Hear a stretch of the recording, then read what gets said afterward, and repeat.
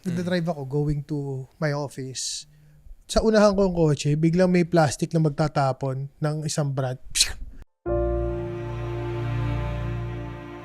Sabi ko, eto mga gantong tao, parang hindi sila concerned sa environment. We had that big storm where Pasig and Marikina and all of these places that didn't used to flooded. And siyempre, after the flood, when the water recedes, what do you see? A lot of it you see is plastic. Inamin ng maraming residente na hindi sila naging handa sa biglaang pagbaha sa Metro Manila noon.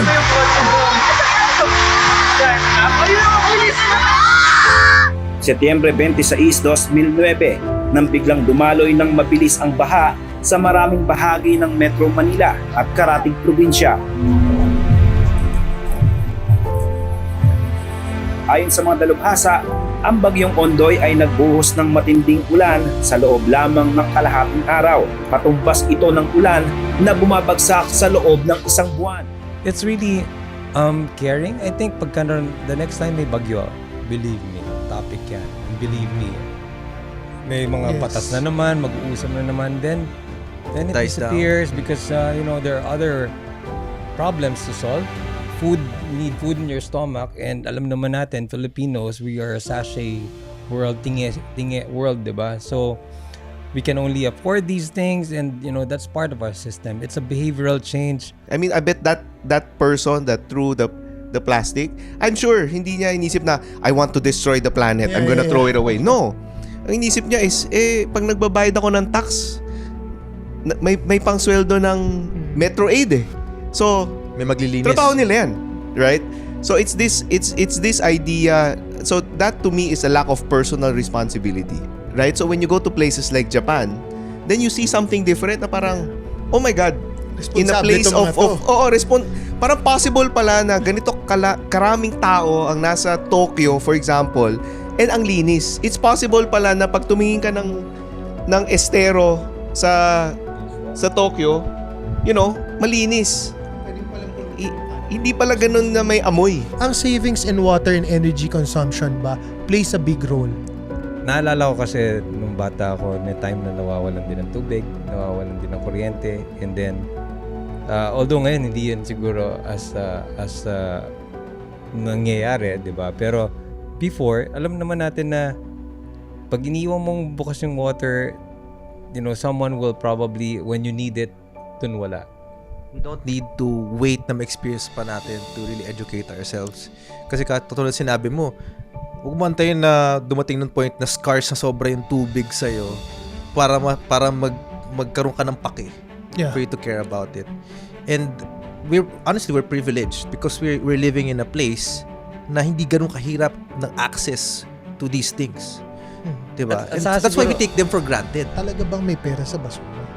Oh yeah, matagal na talaga. And I think it's just a very complex system, a very informal system here in the Philippines. And that's what the law is gonna be changing. Yung plastic, walang nagko-kolekta kasi walang value. But now with this EPR law, nagkakaroon na ng value. How? Kasi yung mga companies now na nagpo-produce, extended producer responsibility, this law. So yung mga producers, they have now a moral obligation or an obligation to recover what they produce. So ano pa ang topic natin for tonight? So connected yan, no? So our topic, or I would say, pinaka-focus natin on this conversation is, how does the future generation benefit from sustainable living? Ayan.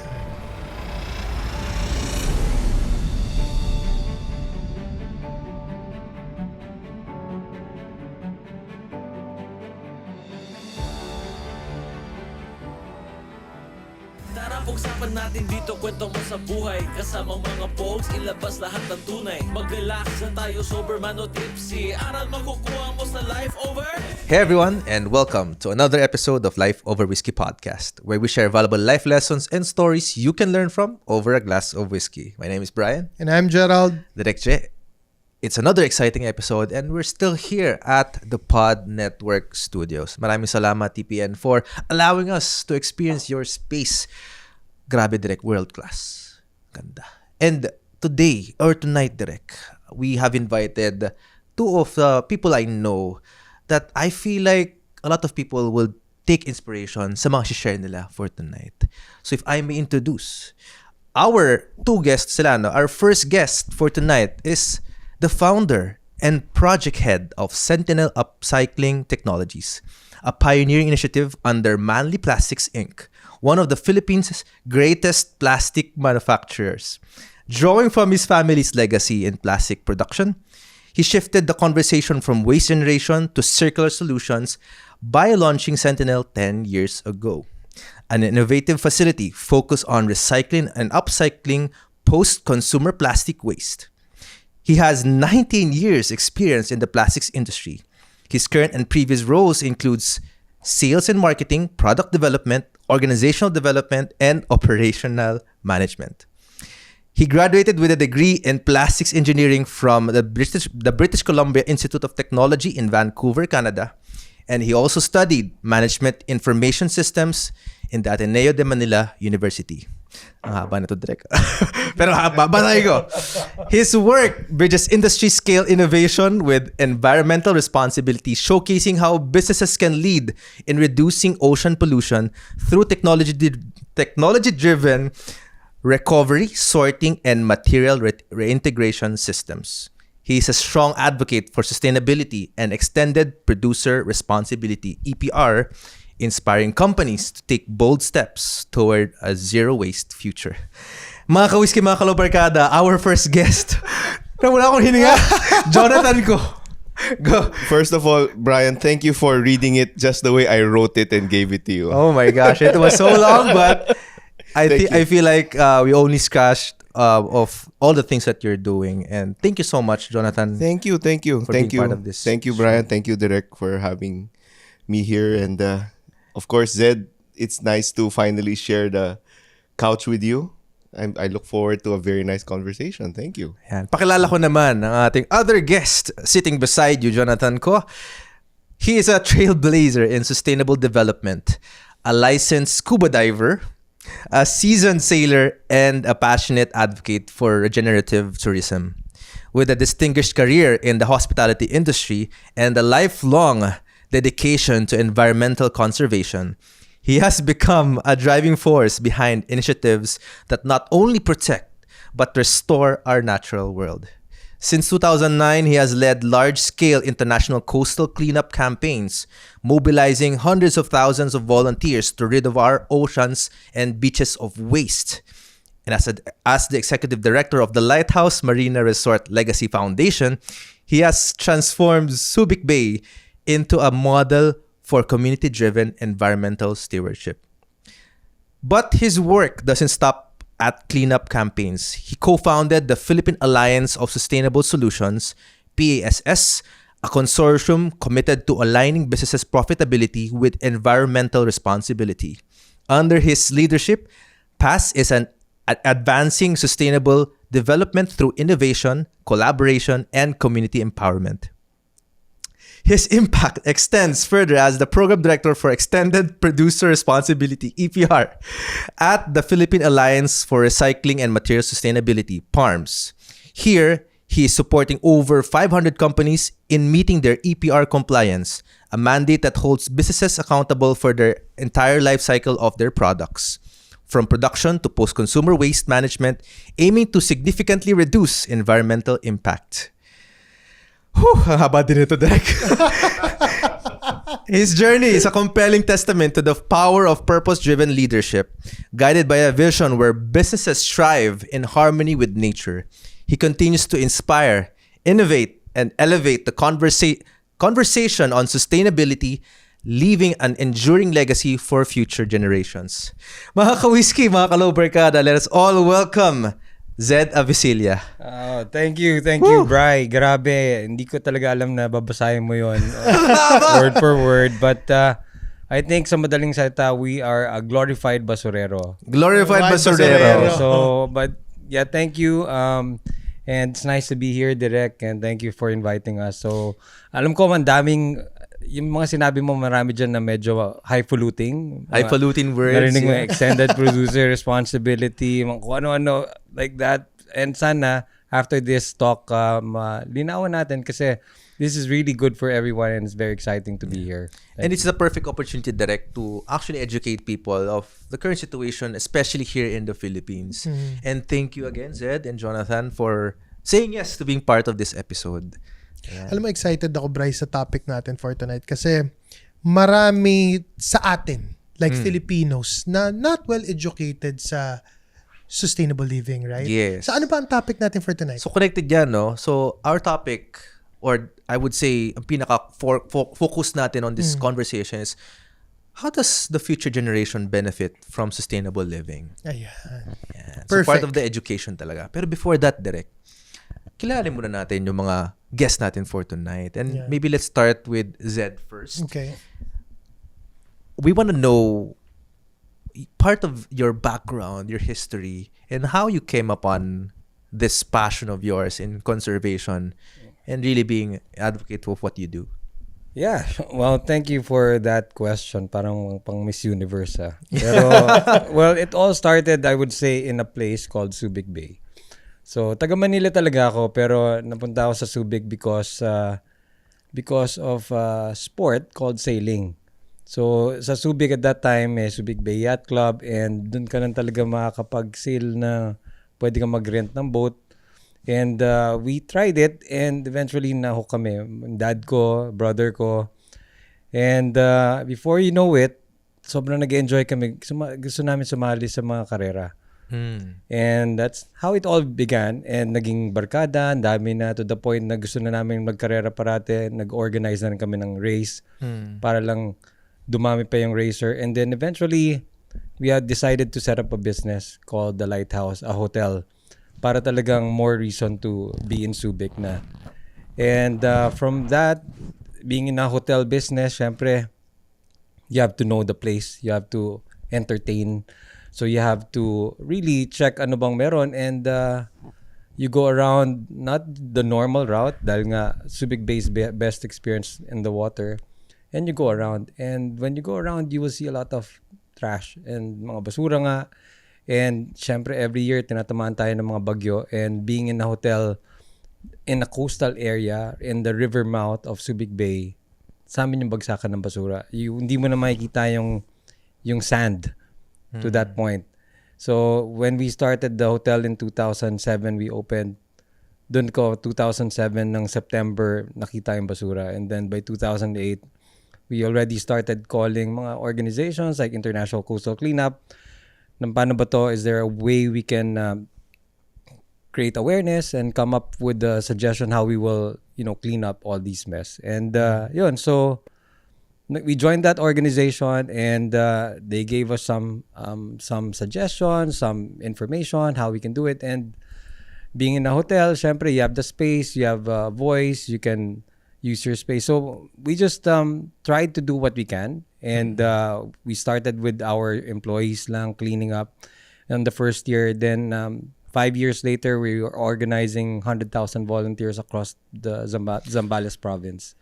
Pero you would say na nagsimula lahat because of your love for the ocean that you were sailing? Because of sailing, you fall in love with the ocean. I think it's normal if you're a diver, a surfer, if you're, anything in the ocean, you will really love it. So, and us being Filipinos, we're surrounded by the ocean. So ngayon nga yung hotel namin has become a school. I think that's our passion now.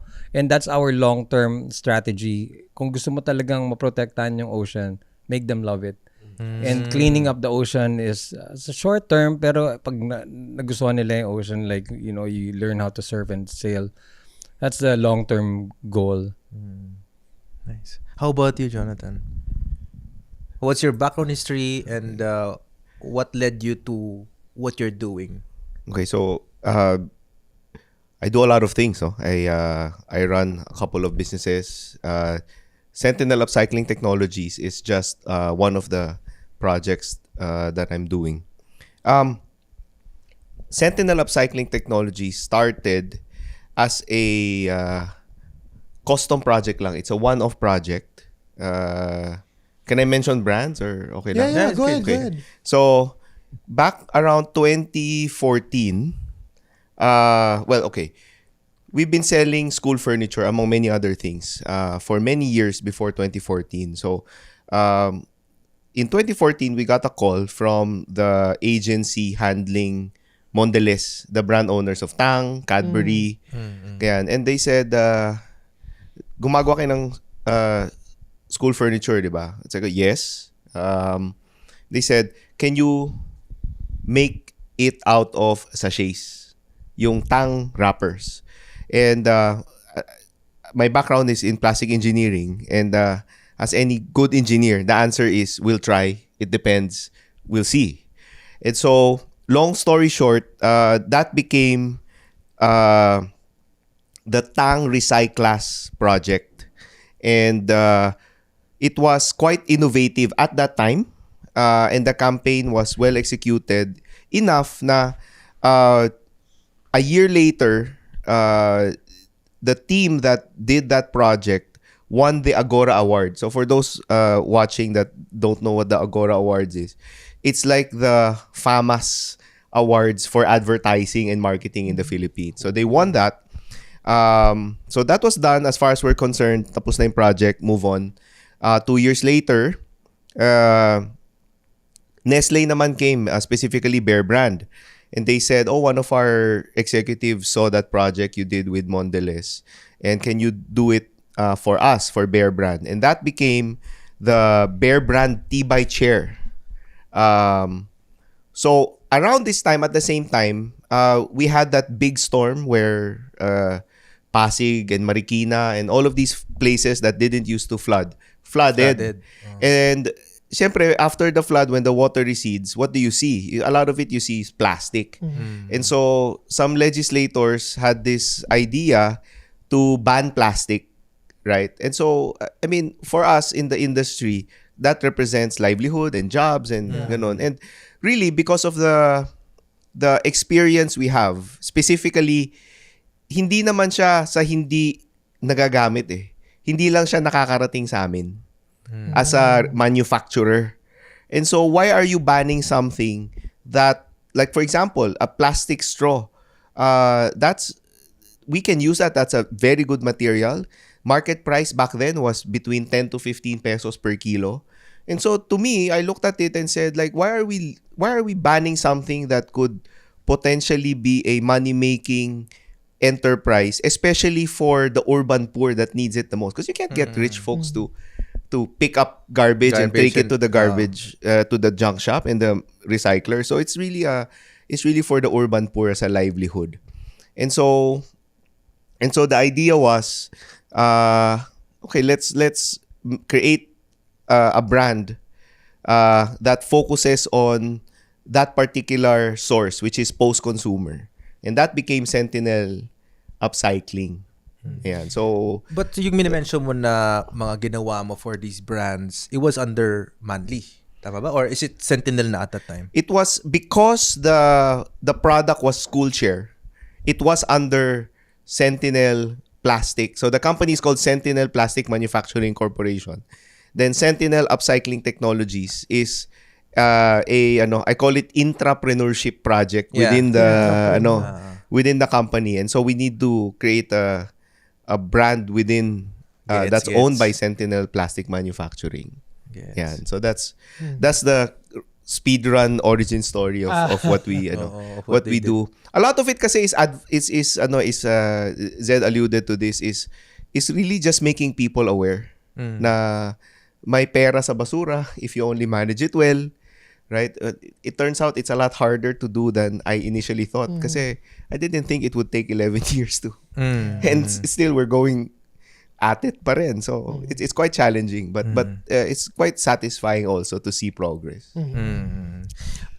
But I want to ask si Jonathan kasi your family business, yung Manling, you grew up in an entrepreneurial family, definitely. Manly was on your introduction, one of the Philippines' largest plastic manufacturers talaga. Naramdaman mo ba na kahit paano you have that responsibility rin na, plastics are being put out there. It's your, in a way, parang naisip mo din na paano kayang ma-offset? Kasi yun sa batas, si Mama would talk about that. But did you ever thought about that when you were in the family business? Definitely that was a factor. But I think it has more to do with, when I think a lot of people naman want to do good things, Yeah. right? But I think that if you really want to make an impact, you have to you have to do the type of activities that aligns with the resources that you have. Kasi like it just so happened we are in the plastic business. I could focus on other things na hindi related sa plastic business, pero you won't have as much impact kasi there's a multiplier effect to having built capacity and having the network and having all of the technology available, right? So if for example we were in communications, then the manifestation of the good that you want to put out into the world is very different. So it just so happened na we're in plastics, and that was the path of, one is least resistance, and number two of maximum impact. No, so naisip, definitely naisip ko yun, but the deciding factor was kasi when you do advocacy, it's not for yourself. It's for the thing you're advocating for, right? So you have to strategize in a way because you're not doing it for yourself. You're doing it to make change something you don't like in society. So I think it's just a normal, if that's your mindset, I think it's inevitable na you end up playing to your strengths. Yeah. Yan. Like that. Actually, I want to share something. I can relate to that kasi syempre ako, wala naman kami sa plastic business. And sailing also is not really related to plastic. Pero yun nga, you have to focus on your strength. And our strength at that time is having a hotel, lighthouse, a space, a beachfront. We can gather thousands of people. We can use the function room to have meetings. I can keep inviting speakers to talk about something, that actually, that's how I got into PARMS. I invited our vice president then, who was Bert Guevara, but there was no PARMS yet. And I was so impressed with how he was speaking. I felt this has to be heard by everyone. Yeah. So every time there is an opportunity, I'll just invite him. Earth Hour, ICC Day, basta a reason to invite him. And they would want to come because it's a hotel, it's nice, you can enjoy. So that was really a strength. And I saw that this is something I can take advantage of. And at the same time, good for the hotel because we're creating awareness. It's also, instead of paying magazines 100,000 per full page, now I'll just rather pay photographers, and I don't even hire media. I just write my own. I just take photos. Ang importante lang is you have an event and you create awareness and there's people are talking about it. So really, I think anyone can do sustainability in any kind of business. Yun lang, focus on what you're doing, what you have. And if you're concerned about waste, share it. It's really just finding ways to let people be more interested about the topic. Actually, I have a question, Zed. Yeah. Curious ako. Kasi let's face it, I mean, most of the Filipinos, I would say, hindi ganun ka-educated in terms of sustainable living. And parang hindi pa nakikita ng ibang tao yung future impact niyan. Let's say 20 years from now, 30 years from now, 50 years from now. Ang tanong ko between the two of you is, gaano ba ka-importante yung sustainable living or practicing sustainability? Siguro muna. Kasi alam ko matagal. Alam ko, iba take ni Jonathan dyan. No? Si Jonathan lagi yan merong shirt May shirt siya minsan. Kaya tinitignan ko kanina. There's no planet B. Okay? No one can do business in a dead planet. Gaano ka-importante? I think we just have to realize na we are human beings and it might not be in our generation, but we are exhausting our resources. It's like a credit card, diba? We're putting everything there, kaskas ng kaskas, and then the future generation won't be able to. We've seen it in cartoons, WALL-E. We've seen it in a lot of, diba, Waterworld, mga classic.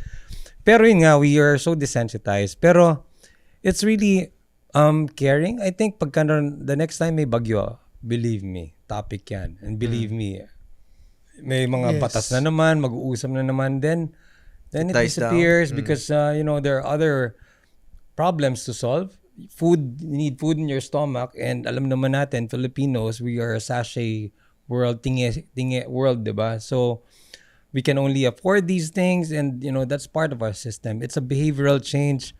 And there's no, kumbaga, sama-sama ko na, wala naman talagang solution na isa lang. Yung solution dito, baka iba yung solution sa kabilang kanto. So, it's really just caring and doing what you can. And, there's no small act.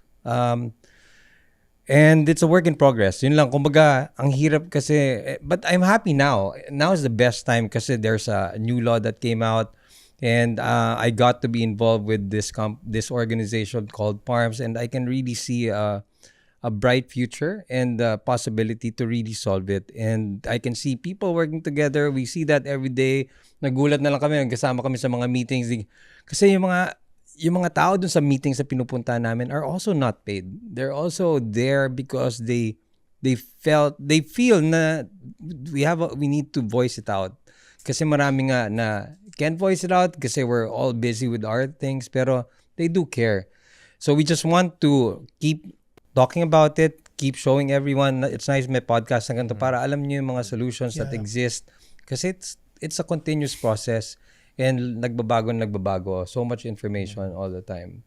Kasi Something minsan, has to change. Oo, minsan makikita. Ako nakita nyo to before you answer, Jonathan, no? Minsan alam mo, magdadrive ka lang. Nagdadrive ako going to my office. Sa unahan ko yung kotse, biglang may plastic na magtatapon ng isang brand sa labas ng kotse. So parang, sabi ko, eto mga gantong tao, parang hindi sila concerned sa environment. So kaya it's this is a good actually platform also for people to be educated kung ano yung mga effect ng ginagawa nila in the future. Yeah. And your answer, sir, sorry. I think we can go many ways many directions on this, but really yung concept ng sustainability for me is the answer to a very simple question, and that question is would you like to leave your planet, your place where you grew up and lived your life better for the younger people coming after you? Yeah, if the answer is yes, and I'm sure no one will say naman na I want to leave an environment or a society that's worse for the young people, the people coming up. So, if that's what your desire, I think the mindset is sustainability. Kasi the way we are consuming, as Zed said, is not sustainable. Kasi you take something from nature, you process it, you benefit from it, and yung byproducts niya, which we call waste, you let somebody else worry about it, right? It manifests itself in different things. I mean, I bet that person that threw the plastic, I'm sure hindi niya inisip na I want to destroy the planet. I'm gonna throw it away. No. Ang inisip niya is pag nagbabayad ako ng tax, may pangsweldo ng Metro Aid . So, May maglilinis. trabaho nila yan, right? So it's this idea. So that to me is a lack of personal responsibility, right? So if you extend that out, you see a lot of behaviors na honestly, it's very I think it's foolish to blame people who grew up in that system for using that system that they grew up in, right? But it's so nice ngayon kasi it's easier to travel abroad, right? So when you go to places like Japan, then you see something different na parang, oh my God, in a place parang possible pala na ganito karaming tao ang nasa Tokyo, for example, and ang linis. It's possible pala na pag tumingin ka ng estero sa Tokyo, malinis. Pwede mo palang pulutin yung kalat. Hindi pala ganun na may amoy, right? So, it's really the society we build for ourselves. But I think more than anything else, yung manifestations niya, I think we have to build the right character in the people. Things like malasakit, things like pakikipagkapwa, things like caring for your neighbors, a lot of these things na if inayos natin yon, it's inevitable na magmamalasakit ka eh. Right? And it's this idea na, for example, going to a beautiful place like Subic. Pag pumunta ka ng Subic at nakita mo na ganun siya kaganda, especially the non-developed parts of it, it's inevitable eh. So what is that? That is knowledge, experience, awareness, right? So sa tingin ko yung sustainability is just a byproduct of and the opposite of that is the uncaring nature of certain people in our society is a symptom lang siya eh, of deeper problems that we have. Ganyan. So that's why solving the environmental problem, if you do it right, you solve a lot of other problems eh. Kasi kabit-kabit siya eh. Right? So, yun, for me, you're asking, is it good for like the future generations? I think it's something to aspire to, not just because of environment or it's because in order for you to care for your environment, you have to be a certain kind of person. And I think that certain kind of person is the kind of person that we want to leave our planet to. Yeah. Ang tanong ko sa inyo, ang savings in water and energy consumption ba plays a big role? I would say yes. Because one, it costs something to bring that water and electricity to you, the consumer. So if you have savings, that's an indication that there's less resources going into bringing that to you, right? The second thing is the fact na you are or a person is actively trying to find ways to save water or electricity is quite smart, diba? Quite smart. And a lot of it because it's a lot of cost also, especially in the city where you get charged. It's just practical na magtipid ka kasi it costs money eh, diba? What's more challenging, and I think Zed could speak more to this, is if you are in a place where water is abundant and all of these resources are abundant because you're so close to the source, right? So I don't know what Zed has to say. Yeah, well, definitely it plays a role to save in water and electricity kasi it's a finite alam naman natin our electricity is not 100% renewable. We get it from coal mostly, and naalala ko kasi nung bata ako, may time na nawawalan din ng tubig, nawawalan din ng kuryente, and then although ngayon hindi yun siguro as nangyayari, 'di ba? Pero before, alam naman natin na pag iniwan mong bukas yung water, someone will probably, when you need it, dun wala. So it's really just thinking of others. So sustainability is really caring for the future generation. So thinking about all these finite na resource is very important. I think we don't need to wait na ma-experience pa natin to really educate ourselves.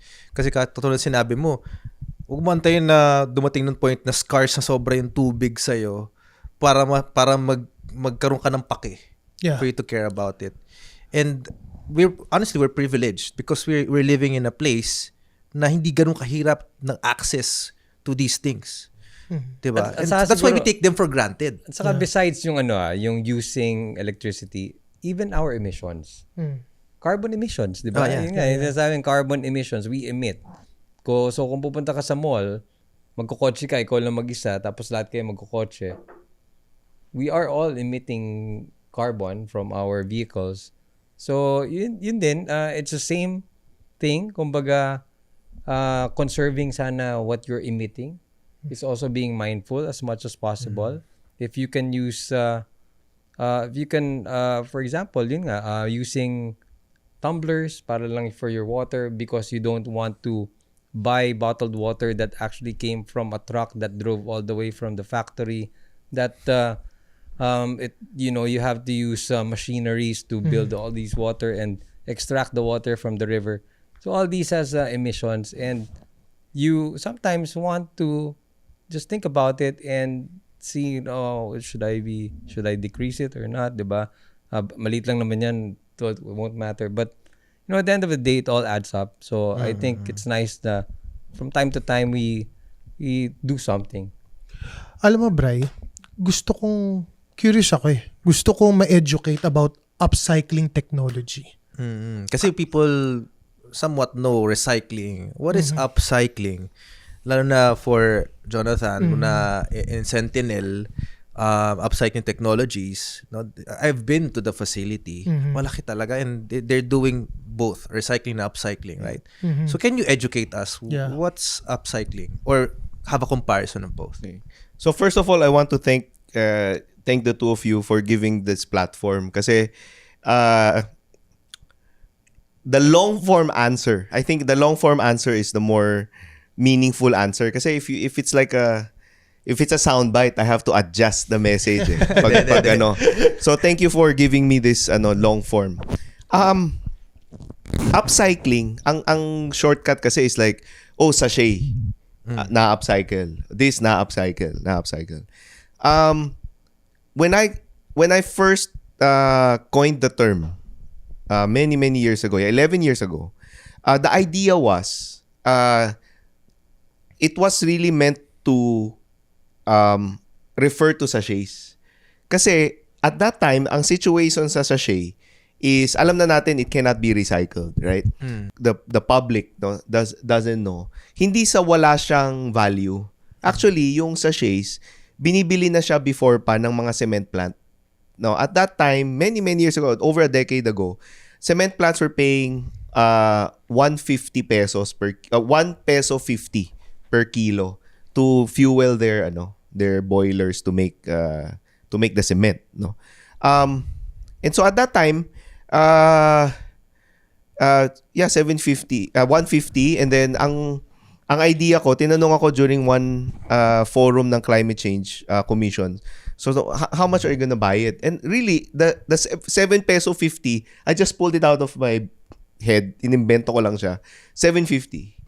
So if you think about, I have to label this. I called it upcycling kasi low value to higher value, upcycling. And then I realize, a lot of people realize na that applies to many things. Na ang recycling kasi is same value technically. But that term has been expanded to, let's say, bottle caps gagawin mong trash bin or something. Pero inherently, yun na yung agreed upon material.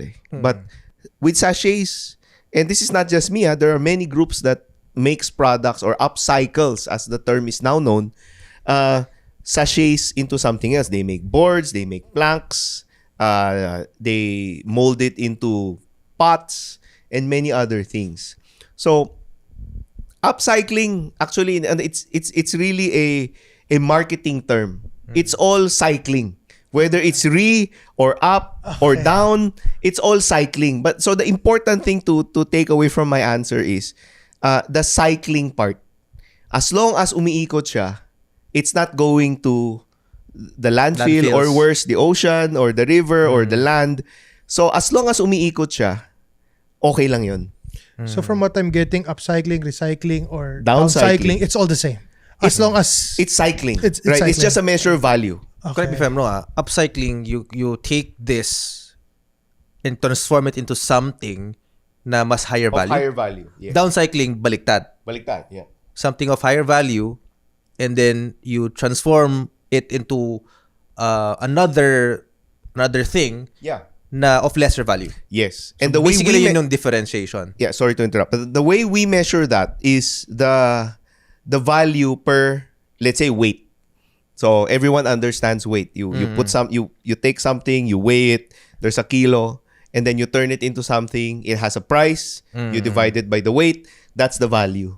Right? So yan yung yan yung unexciting answer dun sa whole thing of the Recycling, down and the up and upcycling. downcycling. It's really the value. But really for the people watching, I wouldn't worry so much about the up down or recycling. As long as it is cycling, you're doing right by the environment already. As long as you're cycling. I love that.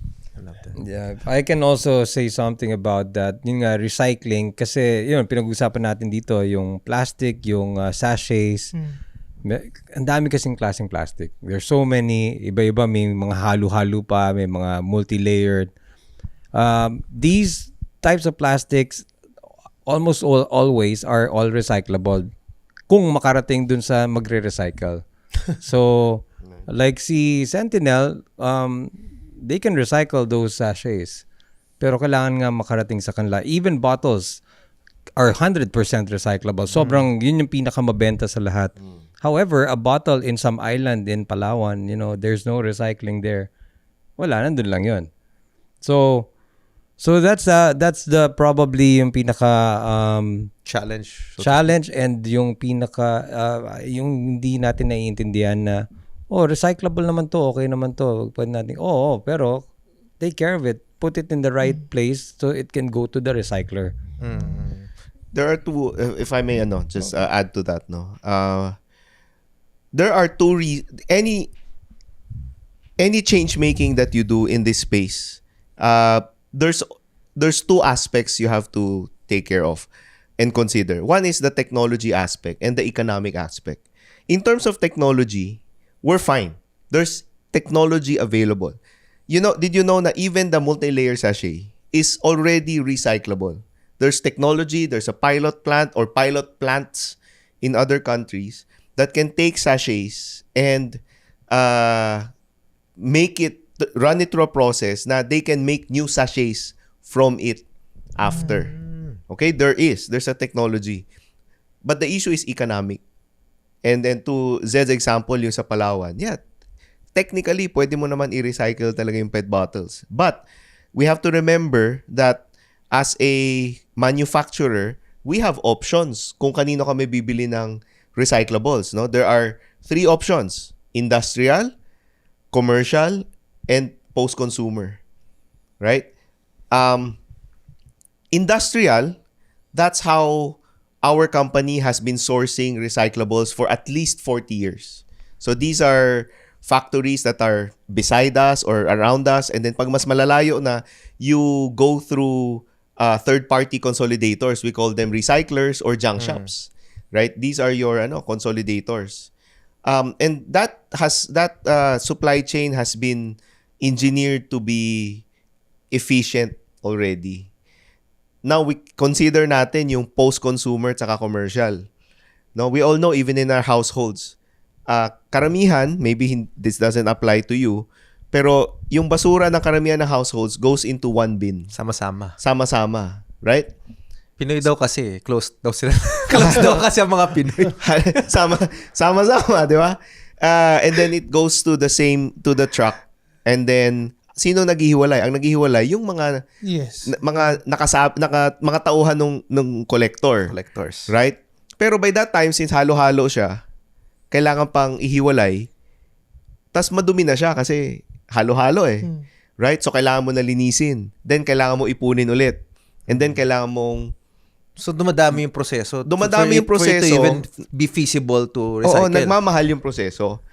Right? So, a lot of people need to understand. And then, the shortcut the shortcut mindset na lang doon is, hindi siya recyclable. Or hindi siya Kasi, hindi binibili nung junk shop. But the junk shop doesn't take the time to explain, for example. Or the buyer doesn't take the time to explain. And so, people don't know any better and they're busy, just surviving. So, what they take away from the interaction is, hindi siya recyclable. Hindi pala siya recyclable. Right? Really But then, again, conclusion. because of venues like this and what we do in Lighthouse, in Sentinel, in the communities, kailangan ipaliwanag lang sa kanila na, so bakit siya hindi binili ng junk shop? Ano yung issue? Kasi either pag binenta niya, lugi na siya, or number 2, hindi niya kilala yung buyer. So these are the gaps that form our advocacies in bridging the, kasi it's a chain eh. The chain is broken. You just try to fill in those gaps. Ganyan. So, yan yung May idea. challenge. Oo. Yan talaga yung challenge. No, I hope people come out from watching this podcast na may framework sila na when they look at the situation, ano ba talaga yung problem? Because nothing is ever absolute eh. There's always a way to make things work. Right? It's just that whether it's busyness, lack of interest, or other things, hindi na nabibigay yung solution. Yeah. Right? Definitely, there's a lot of things to change or shift that needs to be done so that it can be efficient, right? Siguro if I may ask si Zed, direct, Yeah, no? Since you're involved in PARMS, what do you think, or maybe if there are things that you can move around and make it more efficient, what would you recommend to make things better here in the Philippines? Well, okay, madami yun. Pero sinabi na nga ni Jonathan kanina about technology. There's technology. But now, there's policies. Policies now with technology can really do great things. And we can see that happening now. Pero after actually policies, technologies, then there's the behavior. Pero let's go muna dito sa policies kasi this is what I'm involved now. It's called the Extended Producer Responsibility. So, yun nga. EPR, yeah. EPR. Sinasabi ni Joko kanina na yung plastic, walang nagko-kolekta kasi walang value. But now with this EPR law, nagkakaroon na ng value. How? Kasi yung mga companies now na nagpo-produce, Extended Producer Responsibility, this law. So yung mga producers, they have now a moral obligation or an obligation to recover what they produce. So kung ako, I produce 100,000 tons of plastic wrappers every year, I have to recover. The same amount? Well, the first year is 20%, second year is 40%, kakatapos ng second year. So this coming year now is 50%, and then 60, 70, up to 80% by 2028. So isipin mo, yung mga companies, all these brands now na nagpo-produce ng plastic packaging, packaging sobrang dami niyan. They now have to report their footprint or they will be penalized. First penalty is 5 million, then 10 million second penalty, 20 million third, and then they lose their And business. direct, it's, tama ba? It's a law? Law na ngayon to? It's a EPR law. It's a law. And the Philippines is on it. In Asia, we are really one of the countries that's spearheading this kind of law. And a lot of countries are actually looking at us and seeing how we're gonna go through it. Kasi the Philippines has really amazing, super gandang laws from the RA 9003, the really good solid waste management law. Kaso, yun nga, pagdating sa enforcement, nahihirapan. Enforcement and implementation. Kasi the first law is really meant for the LGU, the mayor, the barangay captain to take care of the waste in their area. Pero how can they do that if they don't have the resource to do it? So there comes this new law, RA 11898, wherein now the producers, the companies need to recover, and they will need to recover through these LGUs. Kasi ang pinag-usapan dito are all consumer waste. Kanina sinabi ni Joko, industrial waste, commercial waste, consumer waste. Industrial waste is basically companies that produces plastic, yung mga retaso nila. Yun, hindi kasama yun sa hindi kasama yun sa footprint, hindi kasama yun sa diversion. So pagka kinuha mo yung mga waste from factories, it doesn't count. It doesn't help in your offset. Ang kailangan mo kuhanin yung mga waste na galing sa mga households. Yun yung isa. Yun lang yung EPR. pwedeng makadeduct. So kailangan So ngayon they ng really mga need to work hand in hand with the LGUs. LGUs for that to work. Not just LGUs, anyone who collects. Now, organizations, ngayon makarami kayong makikitang mga companies, groups, societies, you name it, Rotary clubs that will start collecting because there's money now to be made in plastics. May With pera- this may pera credit. sa basura. Yes. Yun nga yung tatanong ko dapat. Talaga bang may pera sa basura? Oh yeah, matagal na talaga. And I think it's just a very complex system, a very informal system here in the Philippines. And that's what the law is gonna be changing. So, Maging formal na siya. you would say na there's gonna be a better enforcement. Well, that's something the that we goal. need to see, right? But I can say that wala pa naman na penalized right now. And hopefully soon kasi we need to have teeth. I think yun talaga yung nagiging problem natin parate is enforcement, but we're getting there. Pero Zed and Jonathan, 5 years from now, ano nakikita niyo improvement? If say we nagawa natin na Yes. maayos, what would be the improvement? And more than that, Direk, ano yung tingin nyo magiging benefit ng mga Future mga generation. Future generation. Yeah. If we do this right. Tingin mo ba, if we do is this it, right. we're being too optimistic about it? Or masyado rin tayong pessimistic? What do you think? I think we're just, it's good to be optimistic. You cannot be, there's a healthy skepticism. What I am against is cynicism. This idea na, oh, we tried this, we tried that, it didn't work. Yeah. What makes you different? How dare you think you can do better than us, and all of these things. This cynicism, and kasi it drags society down. Of course, you need pessimists, you need optimists in the fringes, but I think organizations should be run by realists. I think it's so Love that. important that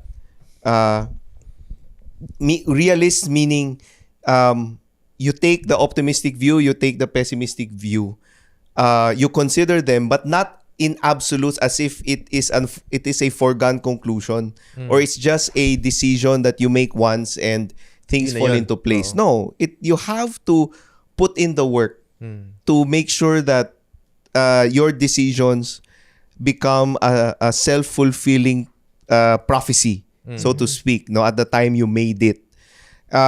It's so important na any law, I mean, let me just address this concept of enforcement. Kasi when we talk about enforcement, there's a certain policing factor to it. I think the police only comes for the worst of the worst, right?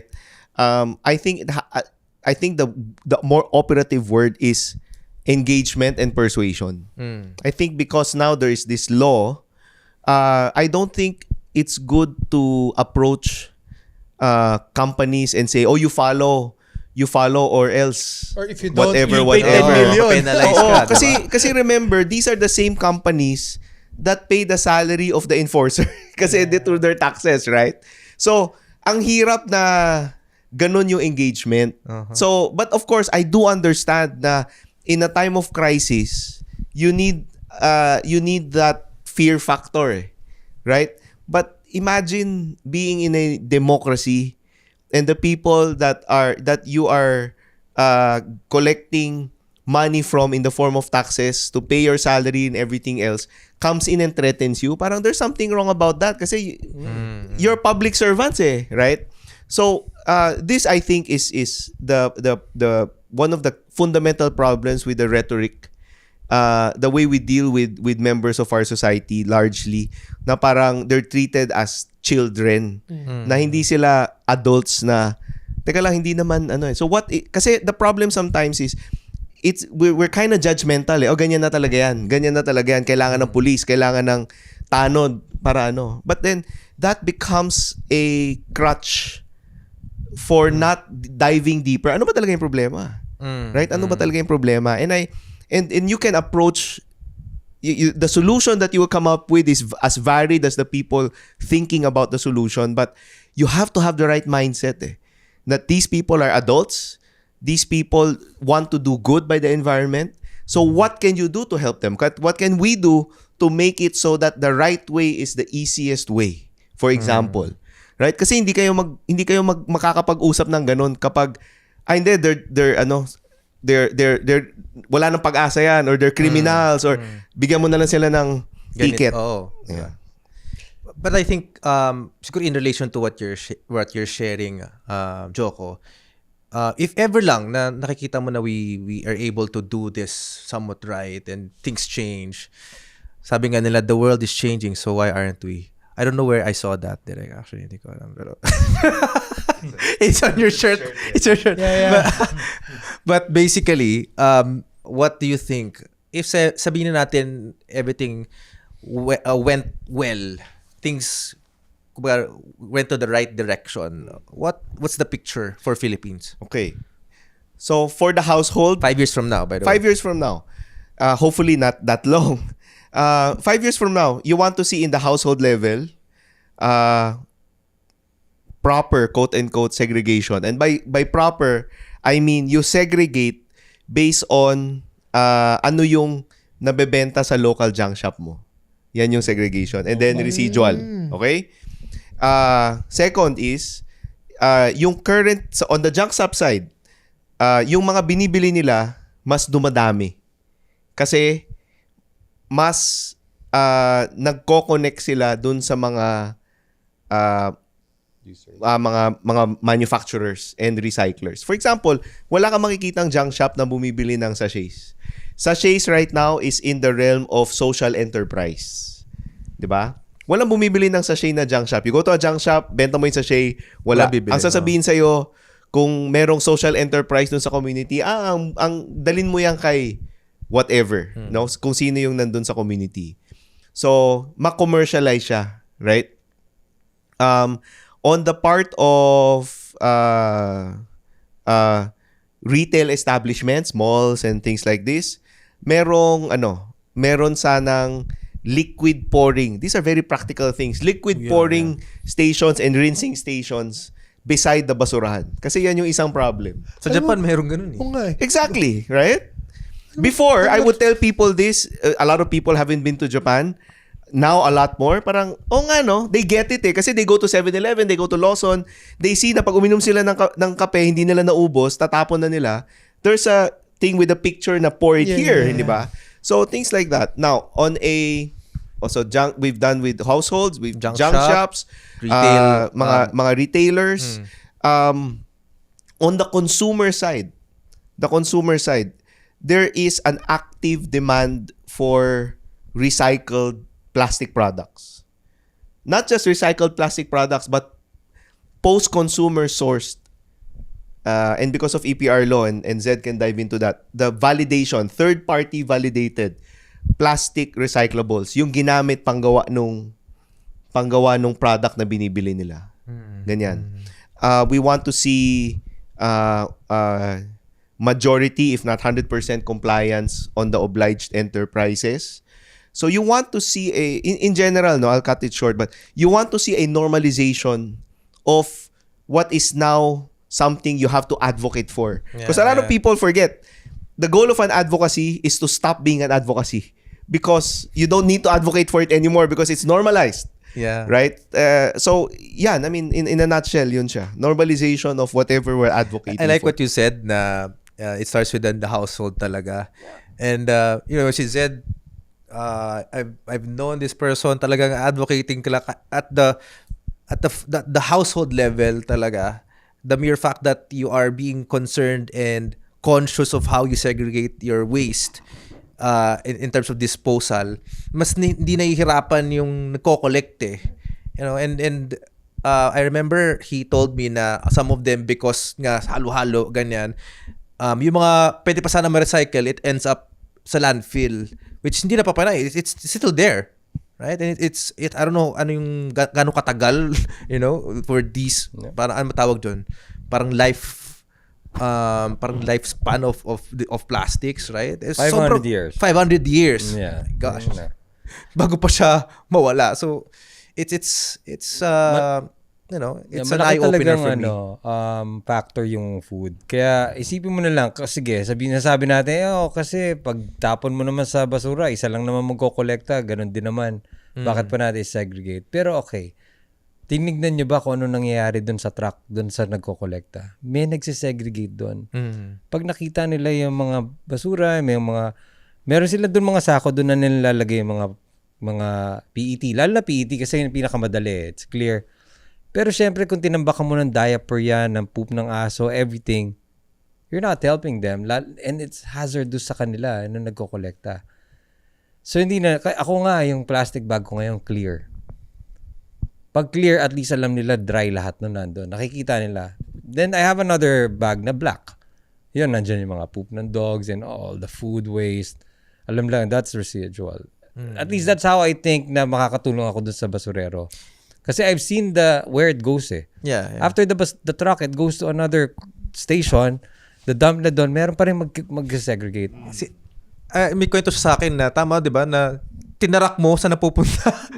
Sinamahan mo yung truck ng sinundan ko, basura. para lang ma-experience mo saan ba napupunta. And then, meron pa rin nag-segregate. Pero the rest, syempre, again, pag madumi yun, talagang they won't touch it. They can't. Oh. Yeah. Alam mo, Bright, natutuwa lang ako na mas marami ng tao mas magiging educated about these things. Kasi, like for example, if you watch Netflix, marami ng documentaries ngayon na makikita mo paano masave yung planet Earth. Yeah. At the same time, mga developers ngayon in the Philippines are promoting sustainable living as well. So, parang nakakatuwa lang. And also, like these two guys who's educating us and our viewers how to live life, diba? Yung tamang way. Pero ano nga ba talaga ang extended producer responsibility? And I know you said it's a law. No? So go ahead. Yes, so it's a law, RA, Republic Act 11898, if you want to search it, and it's available online. But basically, this law is saying that companies who are 100 million and above needs to comply to this law. And this is all about plastic packaging for now. At least magkaka-review yan after 5 years eh. And then they will decide to pursue either paper, glass, metal. So, pero material yan, any material. Pero we're now focused on plastic. And this law is saying that companies now needs to recover their percentage of their production. But besides the recovering plastic, there's also the reduction of plastic. So reduction, how do you reduce your plastic? Number one, you redesign your plastic. Make less plastic, make lightweight it. Diba iba, feel nyo yung mga plastic ngayon lumalambot na kasi lesser plastic content. Yun nga, nagre-redesign, ginagawa ng more recyclable by removing the colors. Kasi pag may color, mas Mas mahirap i-recycle. Mas mababa yung value. Okay. So Tapos, that's the reason why, as you mentioned, some of the companies na bottle, they converted it to clear So dagdag ko bottles. lang, bakit mas mababa yung value? Kasi I'm against talking in absolutes and just taking it for what it is currently, Kasi it's lower value. Para lang, as a manufacturer, let me just give you some insight on it. Clear is more valuable than colored. Kasi with clear, you have more options what to do with it. Correct. Kasi it's clear. If you want to color it, you can color it. Tama. Okay? If it's colored, if it's green, there's very little. You cannot make it clear anymore. You can make it other colors. Pero if your buyer wants clear, you're out of luck. Okay. And that's the reason. So I'm saying that because, again, there might be technology in the future that you can add on na clear, na green, magiging clear. Maybe. Right? But if so I just wanted people to know that. So, for the future engineers and chemists and whoever watching, you have to think of, you have to understand the reasons why things are the way they are. So you are given some incentive to change it, improve it.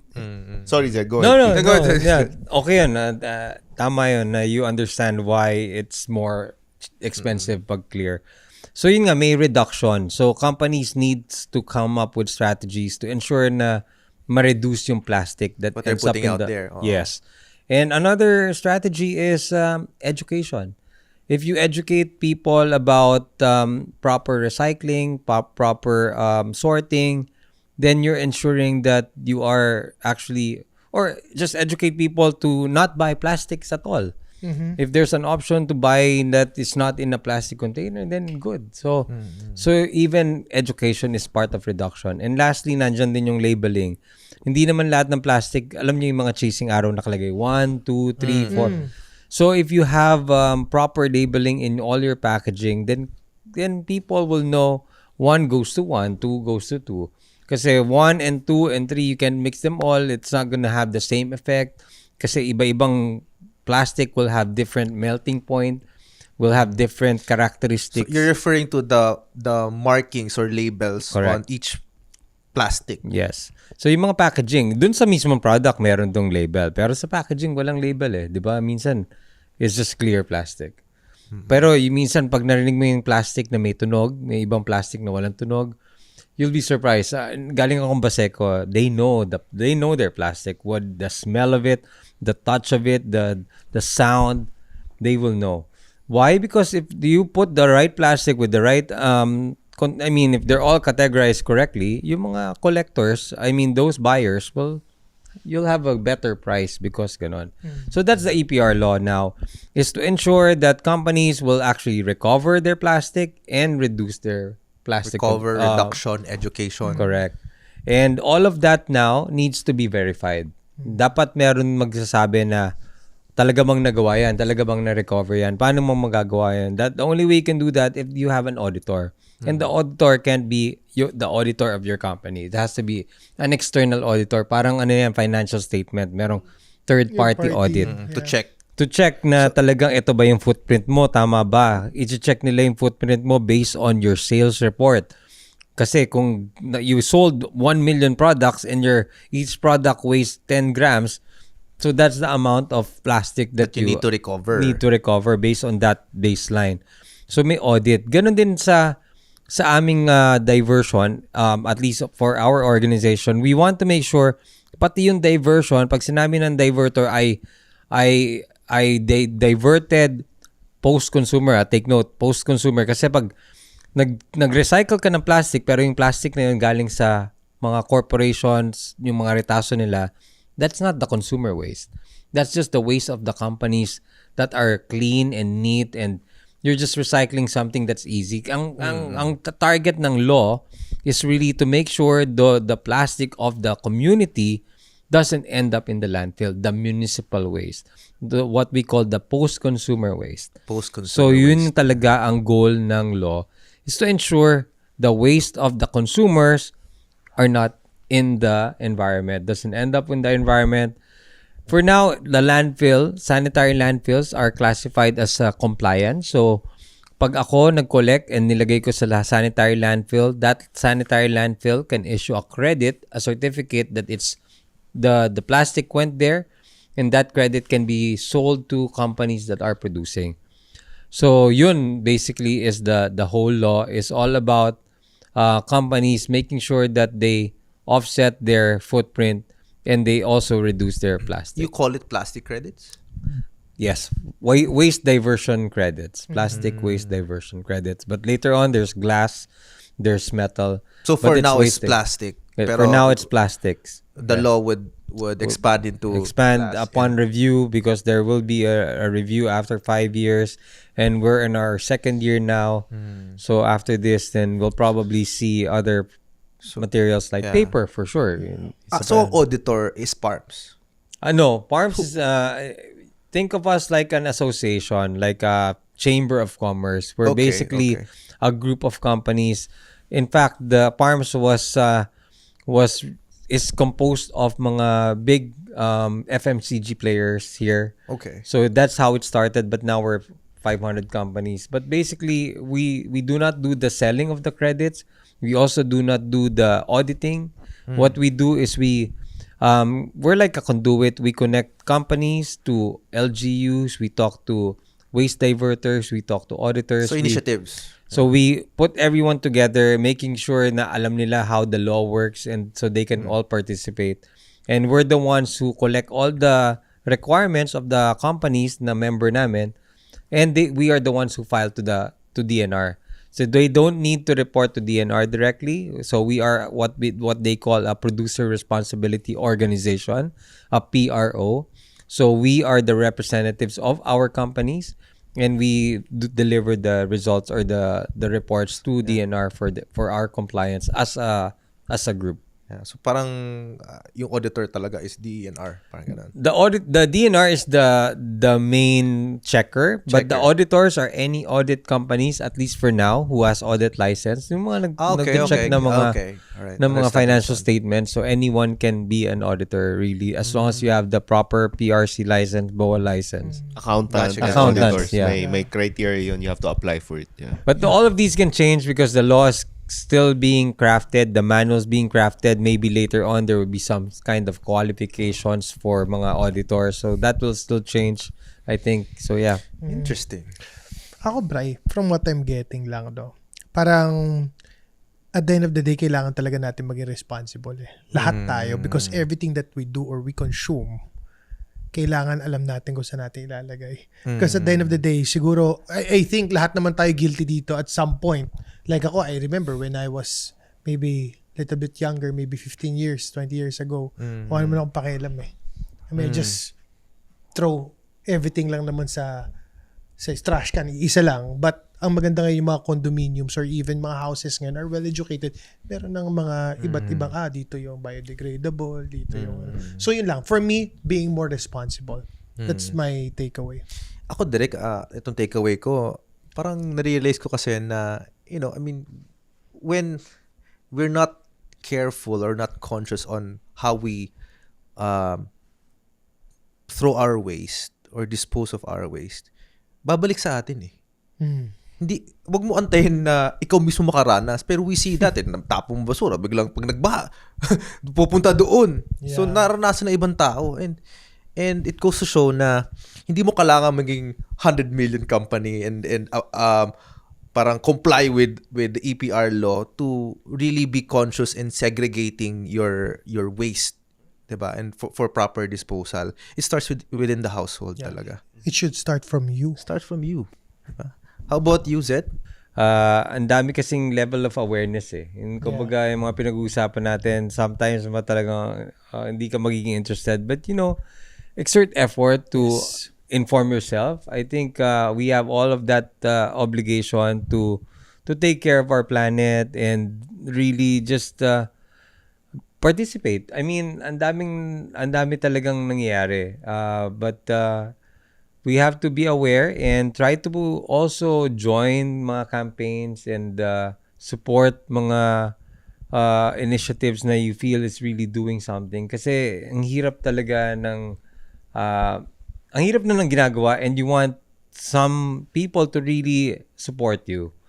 So, and lastly, I think pinaka bottom line here is enjoy life, enjoy nature, go out there and para lang, if there's something that you love, I think you'll protect it. So if you're enjoying the environment, if you're enjoying the ocean or just the forest, everything will fall into place. So just get out there and enjoy the environment and relax and take care of yourself. Beautiful. Ganda. How about you, Joko? What's your takeaway sa conversation natin? Okay, so several things. One is the importance of communication. Sobrang importante. What we talk about and the things that we need to do is actually quite simple. If you can get people to sit long enough to hear it, right? So that's the first thing. So this podcast is one venue. Talks community is one venue. The community in Baseco, engaging with the community is another venue. The second thing is, I think it's important for individuals to not feel so helpless in doing this. Kasi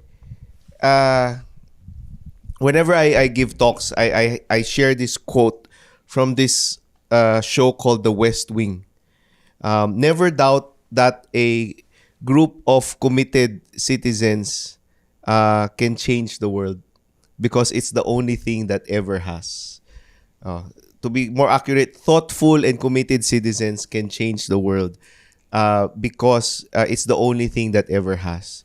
And so it's whatever you can do, you do it. And then you find a community of people, you build a community of people if needed to help you. One is to help with your mental health, because doing the right thing sometimes, or doing the countercultural thing, is very mentally taxing, right? So you need a group of people that makes you feel normal, right? And then third is you have to participate in your democracy. We're recording this podcast. I don't know when this podcast will come out, but Monday is the election, midterms.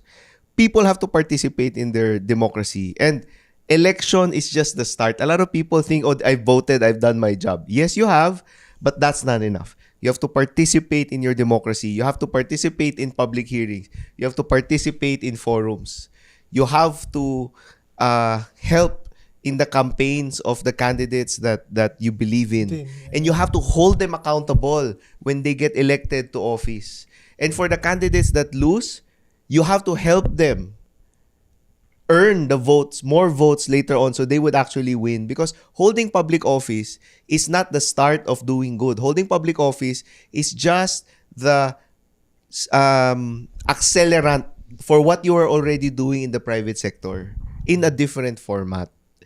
The last thing, and there's so many other things, but the last thing I will say, and this is just a reiteration of what I said kanina, is the power of the consumer. Okay, the power of the consumer.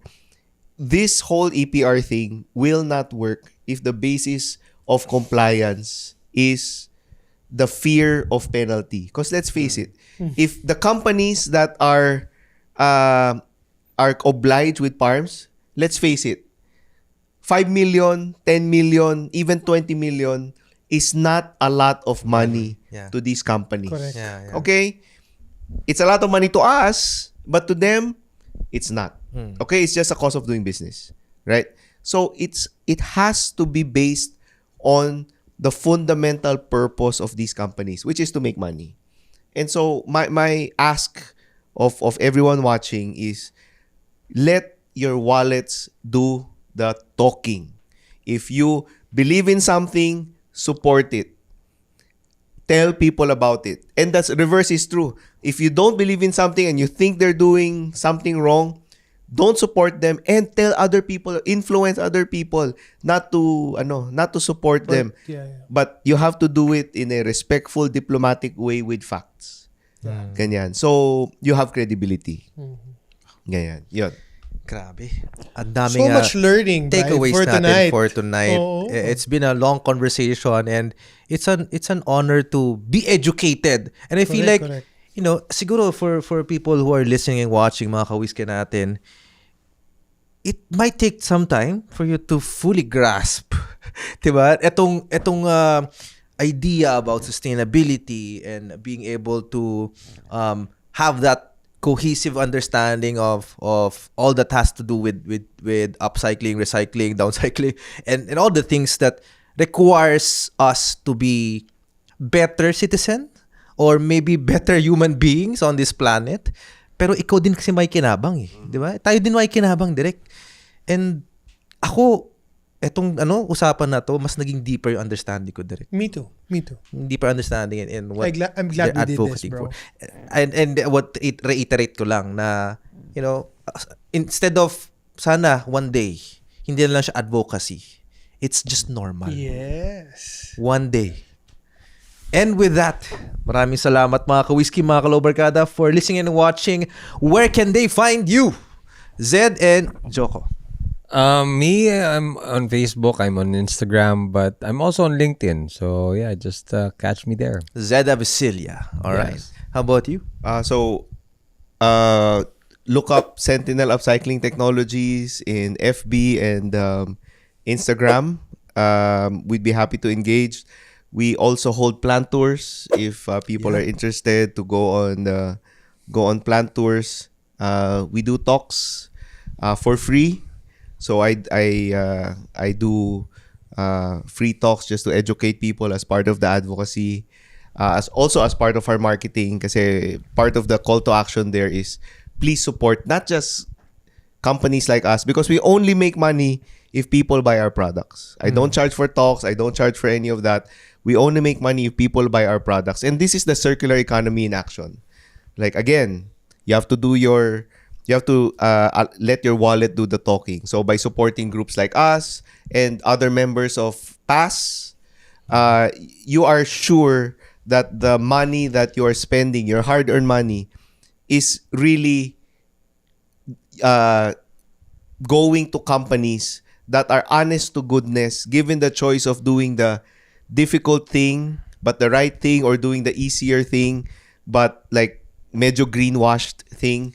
They're doing the harder thing. We're doing the harder thing. So, we ask for your support, and I hope, you give us a portion of your hard-earned money, and we promise that we will live up to the brand promise we gave you when we're pitching you our products and services. Yeah, check out Sentinel Upcycling Technologies. Yeah, check out their factory. Really Factory, amazing. we did a tour there as well. sobrang Yeah. galing. So very interesting. Sana marami po kayo napulot, mga ka-whiskey, mga kaloparkada natin out there. And we will see you on the next episode. Bryce, Guys, usually, pag naka-whiskey ka, mas open ka. stay Stay pogs. pogs, guys. Cheers, guys. Cheers. Podcast na naman with Gerald at Brian. Aral lang pulutan sa inuman at kwentuhan. Pinagsamang veterano, parehong talentado. Ihanda ang may katbaso sa lamesa at intado. Big Eyes Production.